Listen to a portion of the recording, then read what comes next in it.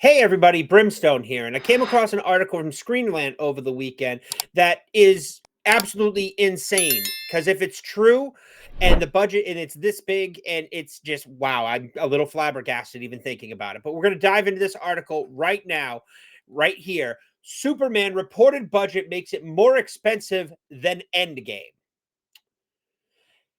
And that's just absolutely insane because to make their money back on the film, they'll have to break well over $1 billion at the box office to make money back on this film. So let's get into this article. There's David Cornsweet as the Man of Steel himself. I like the casting. I'm not a fan of the director and how his style is, at least for this style of movie. A new Superman movie may have finally revealed the budget of the upcoming DC Universe blockbuster. With the summer season kicking off, James Gunn's Superman movie is only a month and a half away from theaters as the Man of Steel flies back into theaters. However, there's a lot riding on the Superman film for DC Studios and the DC Universe itself, with a new report underlining how big the stakes may be for Gunn's Superman film. Hollywood Reporter recently stated documents that were filed for Superman production in Ohio government. That's right, they have to file how much the actual budget of the film is to get the tax breaks on it, as they were seeking incentives on a film that reported a budget of $363.8 million.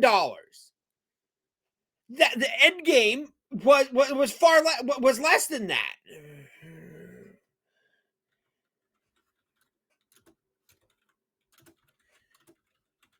Avengers Endgame budget was 356 million US dollars, which rightfully so. So this costs more money than a game that had a 10-year buildup and would guarantee a payout.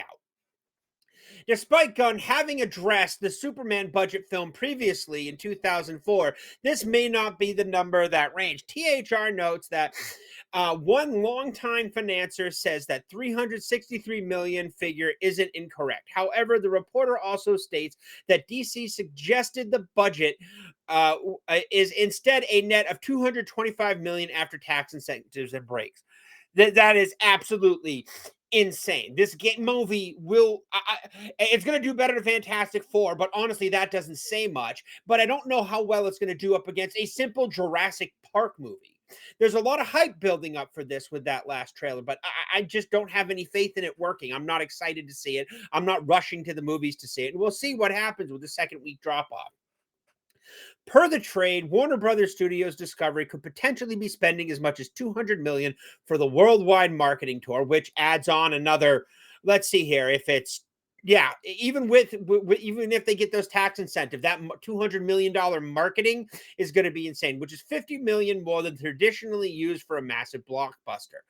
Ultimately, between the budget for production and what is being spent for marketing, the reports for that Superman is certain to land in the $400 million club for its total budget. This could potentially make Superman more expensive than Avengers Endgame, and at the time of this story's publication, DC Studios has not commented on it, and they never will.